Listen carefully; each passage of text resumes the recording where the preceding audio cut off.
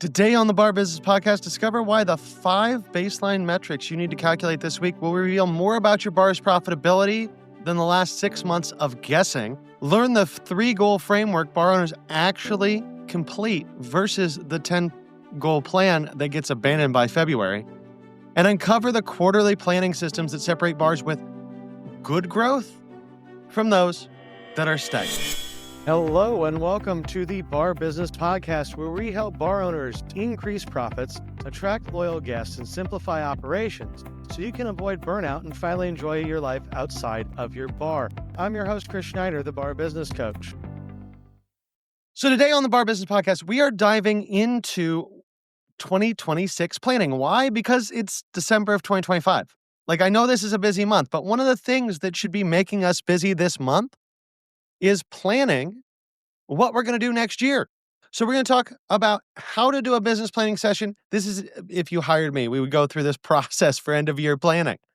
So I'm going to tell you about this system. We're going to walk through it, and we're going to give you the tools you need to set your bar up for success in 2026. Now, the first thing we need to do to set ourselves up for success next year to plan is to establish a baseline. We need to understand where we're coming from to know where we want to go. And to do that, we're going to look at 5 specific metrics. And those 5 metrics, and we'll go through these, we're going to talk about profitability, we're going to talk about efficiency, revenue per seat hour, we're going to talk about labor cost, we're going to talk about customer frequency and retention, and owner time investment. Because I really think when you look at those 5 things, it's going to give you a good round picture of what's going on with your bar, and it's going to allow you to make good decisions. So the first metric we want to establish is true profitability. And when I say true profitability, I'm talking about net profit after everything, right? Because if we were talking about a large company, we could talk about EBITDA, we could talk about gross margins, we could talk about all these higher numbers.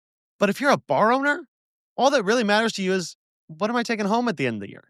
So that's the number we want to look at. Now, what is true profitability? Like I said, it's net profit after everything. Now, we probably want to look above EBITDA. We can even look above owner's expenses if you have your chart of accounts segregated so that owner's expenses are kind of, like gas or things that we could argue whether or not you should be putting them on your company card, but you probably are. But the thing is, we want to know, okay, what is this business making? And really, we want to be in that 10 to 20% range. A lot of people act like in the bar and restaurant industry, 5 to 8% is normal. I think 5 to 8%, if you want to accept that, that's fine. But I don't think you need to. I like a 10 to 15% is doing really well. 15 to 20 is doing excellent. That's kind of what I'm looking for in that net profit. And so we want to just look, right? And if you have good updated QuickBooks records, this should be pretty easy, right? It's that bottom line net profit. Or if you have depreciation, amortization, owner's expenses, and things like that in there, it might be your operating profit that you want to look at, which would just be the line right above that after we've taken our revenue, we've taken out our COGS, we've taken out our labor. So then we have our prime cost. We take our prime cost, we take all our controllable and non-controllable expenses out. That's the number we want to look at. And really, we don't need to analyze this beyond understanding, okay, last year I made X. Now we could go and look at it monthly. We'll talk about that a little bit here as we go along. But really, we just want to understand what that percentage is. And we want to understand, are we under 10%, which we need to improve? Are we 10 to 15? We're doing pretty well. Or are we 15 to 20, which we're doing excellent? And we just need to continue doing what we're doing. The next metric we want to look at is revenue per seat hour. And I think you guys all know that I love RevPASH, revenue per available seat hour. And just to remind you, we've talked about this a few times, but the formula for that is revenue divided by operating hours times seats. So think about what we're doing here. We're calculating the exact value, the exact revenue potential, or not even potential, but the exact revenue you're getting, real revenue, from each seat every hour. Now, you're going to run these numbers, and a lot of these numbers, let's be real frank, it's going to look kind of depressing. It might be like $3, $4, $5. But that's to be expected, right? You're not full all the time. If we just looked at your prime period on Friday night, we're probably into the $20, $30 an hour per seat range. If we look at your slow Tuesday between 3 and 5, when the bar is pretty much empty and there's one guy sitting at the bar and you have 100 seats, well, guess what? You're looking at pennies. So that number is going to be low. But what I really love about that number is that it allows us to level set. It allows us to level set between months because, months have different numbers of days in them. It allows us to level set between seasons. Maybe in summer, you do the same revenue that you do in winter, but in summer, you have your patio open, so you have more available seats per hour.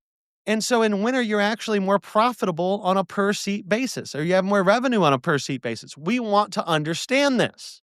It's going to tell us if you're open the right hours. It's going to tell you where to optimize. It's going to tell you, okay, on my Thursday nights, I'm not quite at capacity, but I'm getting great revenue per seat hour. I want to advertise my Thursday nights over my Tuesday days. So that's going to help us determine our strategy and really understand how much our day parts, our seats, all of that are worth. Again, you can do this as one number for the whole year, which I think you should, and then you can break it down by month. You can break it down by week. You can break it down by day part. You can do a lot of analysis with RevPash that will allow you to see the relative value of a seat in your bar every hour of the day.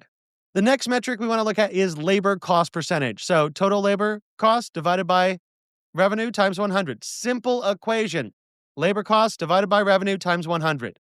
And the only reason we're multiplying it by 100 is so that it's a percentage, not a decimal.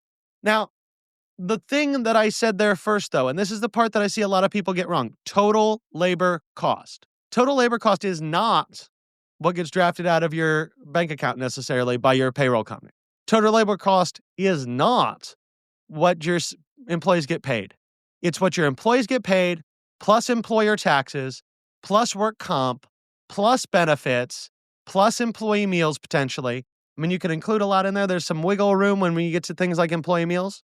But the bottom line is it's the cost of maintaining your labor, all their training, that employee party you through. All that should be included in this labor cost number. Now, for bars, what I want to see generally is 25-30%. If you're 25-30% labor, you normally are doing pretty good. 30-35 can work. It depends on your exact business model. But really, I like to see people in that 25 to 30 range. And again, just like with RevPash, you can run this for different day parts, different days, different weeks, different months. And at a minimum, I suggest you look at it for the whole year to establish a baseline and then look at it month by month so you can understand the relative changes in your labor cost month to month. If you see that labor cost is going above 35% for the year or in any specific month, that's going to be a labor efficiency problem in my head more likely than not. That's something we need to dive into and understand. If you're below 20% any month or period or for the whole year, I'm going to worry about service quality issues. So some people have said to me before, oh yeah, I run 15% labor. It's great. And I'm thinking, okay, but are you giving your folks good service? Is your team happy? Are your guests happy? Could you get more revenue by having more people on staff and then make more money? So we don't want to be too low, nor do we want to be too high, but we want to establish that. We want to understand it so that we can really analyze our labor situation. And again, I think I should mention all of these 5 metrics. These are starting points, right? This is the top level stuff we want to look at. And we may dive in really deep in certain areas and look at all sorts of different metrics to try to optimize those specific areas. The next thing we want to look at is customer frequency and retention. This is a hard one, right? We've talked about this on the podcast before. This is a really hard one to peg down. But the analog that I've always used is just credit card processing data. If I have the names of my POS of the credit cards, I can pull that report. I can sort by name. I can see how many visits people have had. I can punch out a report that says, okay, these are my regulars. These are not my regulars. This is my average number of visits per person. This is what percentage of my business for the whole year and or month to month are regulars. Now, when I say regulars, I like to look at 3 or more visits. And from that, then we can figure out our retention rate, because the formula for retention rate is going to be the number of customers with 3 or more visits divided by the total number of customers times 100, right? Again, times 100 just to make it from a decimal into a percentage. But so it's just customers that have been in 3 or more times divided by total customers. And again, you should be able to pull a report from your POS that at least covers your credit card data and use that. And then you can kind of assume cash is an analog of credit cards. And for most of us, if you're looking at 80, 90% credit cards anyway, that's going to be a complete enough data set to get a really good idea of what's going on. Now, why does this matter? Because that retention rate is huge, right? If you think about a bar, you have 2,000 unique customers in a month. If 20% of those are regulars, that's 400 regulars. And then the bar down the street has a 40% retention rate with regulars. So now they have 800 regulars. Who do you think's doing better? The guy with 400 regulars or 800 regulars? So we want to know that, we want to understand it, we want to dive into it, and we want to find ways to increase our number of regulars. And then the last metric I like to look at when it comes to year-end planning is owner time investment. We talk a lot on this podcast about different things you can do to work on your bar, not necessarily in your bar.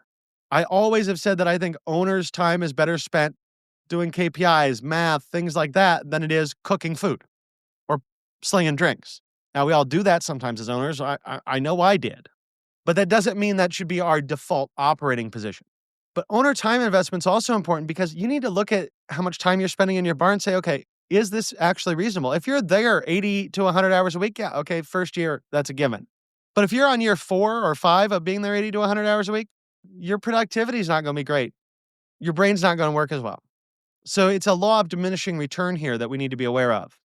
And when we do this owner time investment, we want to basically look at 2 things.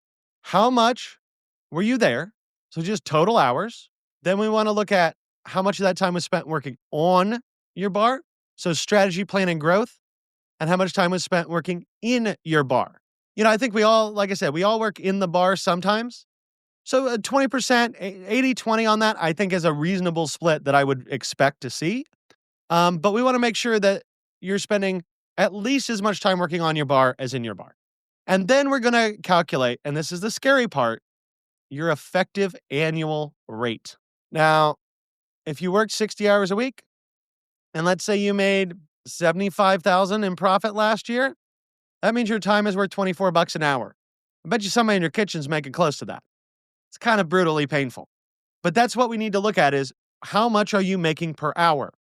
I don't know how many of you have read my book, but if you read it, one of the first things I talk about is what I was making per hour when I owned my bar. And I will tell you the first year I made like $11 an hour. It was something really, really low and really, really dumb. And I really, really was not a fan of it. By year 4, I think I was making like $100 an hour because I was working A, profit went up, but B, I was working like 80, 90 hours a week. And then I was working like 10, 20 hours a week. So profit goes up, time goes down, that number gets a lot more reasonable. But chances are you are not the highest paid employee, especially if you're spending a lot of time working in your bar. Chances are you're a very cheap employee for yourself. So we want to know that hourly rate, and then we want to work to optimize that, right? As an owner, your quality of life is important. Your ability to do what you want, go on vacation, put food on the table for your family, all of that is important. So we want to make sure that we track that hourly rate, we measure it, and we see where things are going for you and optimize that along with everything else in the business. Then we're going to set 3 goals, right? So we're going to take this data, and from this data, we're going to potentially dig in, potentially do some root cause analysis, but we're going to end up setting 3 goals. And why 3 goals? A lot of people, they want to set 10, 15 goals. Well, they don't accomplish anything. When we have 3 goals for the year, we can be very execution focused. We can optimize 3 things. And quite frankly, if you dig into the research, if you set 3 goals compared to 10 goals, you're 3.2% more likely to complete those goals. So 3 gives us a good strategic number to focus on for the year. And it's going to allow us to develop our business without overwhelming our brains and without being too scattered in what we're doing. So these 3 goals are going to fit into 3 separate buckets. The first goal we want to set is financial. It is a profit goal. This is our primary goal. Now, should everything be about money? Heck no. That's not what this business is about. It's not all about making money. But guess what? If you own a business, it is all about making money. So yeah, we want to take great care of our team. Yeah, we want to take great care of our guests. Yeah, we want to give great service. Yeah, we want to charge people a reasonable amount, not, just screw them on our prices. But also, guess what? If this is what you're doing for a living, you got to make money doing it. So what our profit goal should be aggressive in expecting an increase. Now, it's going to depend a lot on, are you an established business? If you've been around for 20 years and you've done $2 million a year, give or take $100,000 for the last 20 years, you're pretty stable. But at the same time, I'm sure your menu prices have gone up in the last 20 years. So your revenue should have too, right? It only makes sense, doesn't it? So we want to look at, are you stable? Can we get that up there? That goal, quite frankly, I think year over year, depending if you're more of a mature business, we should be looking for a 10% increase. If you're a brand new business, we should be trying to push for a 25. That goal is going to change, but we want to make sure that we have this profit goal. So let's say we're doing a 25% increase and you made 80 grand on your bottom line last year as your actual profit. This year, our goal is 100. And then we want to break that 100 down. So 100 grand annual ends up being like 83.33 a month, which is about 2 grand a week. And it comes down to about $275 a day. So that $275 a day, that's what I need to make in profit every day. So now we're not thinking of this huge mountain of I need 20 grand in extra profit by the end of the year. We're thinking, okay, how can I get an extra $275 of profit a day? And then we want to look at 4 levers, generally speaking. We want to look at increasing our check average by 8 to 10%. So if you're doing $1 million a year and you can increase your check average 10%, that's an extra 100,000 in sales. If you're doing a 15% margin, that's an extra $15,000 on your bottom line. As an owner, that's a nice little bump in pay. So that's one lever we want to look at. The other lever we want to look at is poor costs. Is our inventory under control? Are our prices optimized? Is our team well trained? Are we following standards? All of that. That's going to potentially drop our costs by a couple percentage points. We want to look at labor. Can we improve our labor scheduling? Can we use that RevPash data that we determined earlier to help optimize our staffing? Because we need more staff when we're busier, right? We can look at labor cost percentages, how those worked last year, use that to help tweak our staffing. And usually if we do some staffing tweaks, and when I say staffing tweaks here, I really just mean moving schedules a tiny bit. That can be worth 2-3 points. Also, a lot of people, we've talked about this before on the podcast, you might have buddy clocking. You might have people going on breaks and not clocking out. So just generally some tightening up of how you do your schedule and how you approach your employees about when they're working, that can get you a couple, 2-3 points. And then we want to eliminate waste. So if we can reduce our spoilage, theft, overpours, foam down the drain from beer, all of that, we can probably save 1 or 2 points. So you put that all together, if we can get 8 to 10% improved on the check average, 2 to 3% improvement in poor costs, 2 to 3% in labor scheduling, and a couple point or two in waste reduction, you're looking at 25, 40% growth right there. Just boom. And this is not like you have to bring in more customers, right? We didn't talk advertising or any of that. This is just really tightening up what you have going on and find some ways to improve your guest check average. We start working on advertising, leverage like that, we can definitely put ourselves in a position where that number is, maybe 25% growth year over year is a lofty goal. It is. Will everybody accomplish it? Probably not. But it's not a bad goal, and there are levers you can pull to get there. And that's the bottom line here. The second goal we want to set is about operations. So this is efficiencies and systems. How can we reduce your stress as an owner and improve consistency in your operation? So we're going to look through your biggest daily pain points, and we're going to talk about things like implementing inventory management systems, build training programs to reduce turnover, creating checklists, automating checklists, making sure that our managers aren't overworked, making sure our team isn't overworked, making sure we're not overworked. And that's one of those places too where we might find some savings in our labor system. The next goal we want to look at is a strategic goal. What's going to take our business to the next level? Now, that's going to look different from everybody. It could be market expansion. It could be customer growth. It could be physical operation expansion. It could be getting ready to sell the bar. But we want to have this strategic goal that is about growth. So our 3 goals, right? And we spent most of the time on financial here because, quite frankly, that's where everything comes from. But we want a financial goal. We want a growth goal, an operational goal, an efficiency systems, and then we want a operations goal. So profit, operations, strategic. And again, the most nebulous of those is going to be that strategic goal because that's all based upon you, your bar, what you're doing, how you operate. And that is not going to look the same for everyone. Now, once we have these 3 goals, what are we going to do with them? Well, we're going to break them down, and we're going to break them down some more, and we're going to break them down some more. So we want to take our long-term goals, these 12-month goals, and have our 3 goals: profit, operations, strategy. Profit, operations, strategy. And then we want to take from that, and we want to look at, okay, if I want to get to 40% growth on my financial profit goal, which would be huge. I mean, people can do it. That would be a really hard one, though. You go, oh shit, how do I get to 40%? Well, I need to grow 10% every quarter. How do I get to having a wonderful training system as my operations goal? Well, I develop it over the course of the year.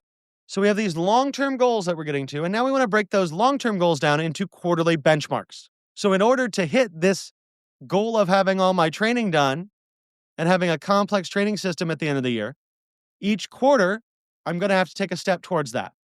And there is a fundamental way that we can use these longer term goals and break them down. So our first quarter, January, February, March, is all about foundation.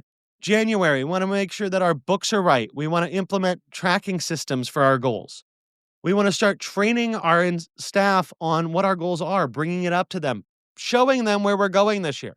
In February, we want to launch our improvements. We want to start working towards those goals. Now, again, what that looks like is going to depend on what the goals are, but February, we're starting to work towards them. And March, we're going to refine the systems we used in January and February because now we have some data, right? We've seen how this worked. We've seen whether or not our goal was too aggressive for the first quarter or not. And so we kind of want to recalibrate. Then in the second quarter, so April, May, June, we want to focus on revenue expansion and customer acquisition. Because pretty much your profit goal, your strategic operational goal are all going to rely on growth, whether that's revenue, customer acquisition, right? That can look like a lot of different things. When I say growth, it could just look at you spending less time in the bar. That could be growth. But we want to enter this quarter thinking growth. So April, we're going to launch a strategic growth initiative, whatever that looks like for each goal. We're going to maybe do seasonal menu rollouts. Maybe we're going to do marketing pushes, right? We're going to do whatever we need to start those goals really moving because we kind of played around the first quarter, got our foundation in place. Now we're going to make the moves. Then the third quarter, we're going to focus on optimization. So we made all these moves in the second quarter. Now we have more data. We have more information. We know better now what works and what doesn't. So our third quarter needs to be all about optimization. How can we optimize our business based on what we know now? So let's look at that labor cost again. Let's look at inventory controls. Let's look at service quality. Let's look at RevPatch. Let's see, okay, where are we? And then the fourth quarter, what we want to do with those goals is we want to focus on achievement. So the first quarter, we're laying the foundation. The second quarter, we're doing some experimentation. We're rolling some ideas out. We're focusing on growth. The third quarter, we're optimizing what we were doing to make it better. In the fourth quarter, we're going to achieve our goals and we're going to set up for the next year. And what that really means is we want to have everything done for the end of the year by November so that December, again, we can return back to this process and do the same thing over again. So that's how we take a top-level goal. We set these 3 top-level goals: profit, operation, strategy, and then we break them down into the 4 quarters: foundation, growth, optimization, achievement, and setting us up for the next year. Now, as part of this, we also want to break it down further. So this quarterly breakdown is going to give us strategy, but we want to set up a monthly accountability system that's going to focus on execution. So think about this. Annual, we're looking at big picture, strategic. Quarterly, we're looking at smaller picture, strategic. Monthly, we want to look at execution.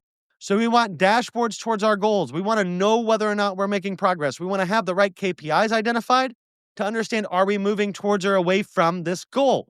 And then we want to put this on like a poster board or have a dashboard that's digital. I don't really care how you do it.